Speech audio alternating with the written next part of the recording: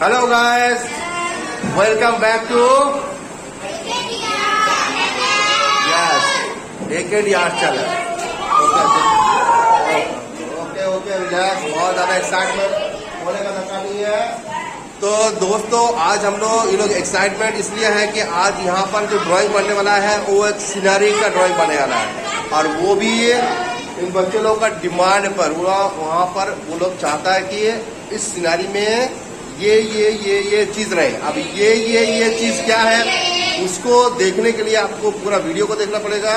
और जो नए इस चैनल में जुड़े हैं उन सबसे रिक्वेस्ट है कि प्लीज आप लोग चैनल को लाइक से सब्सक्राइब कर दीजिए और बेल आइकन को दबा दीजिए। ओके, तो चलिए शुरू करते हैं AKDart का आज का scenery drawing. Okay boys, ready?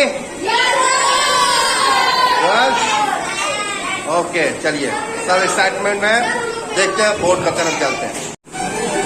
तो दोस्तों, हम लोग बोर्ड का तरफ पहुंच गए हैं। आप देखते रहिए, यहाँ पर हम लोग बनाएंगे बच्चों का डिमांड का सीनरी।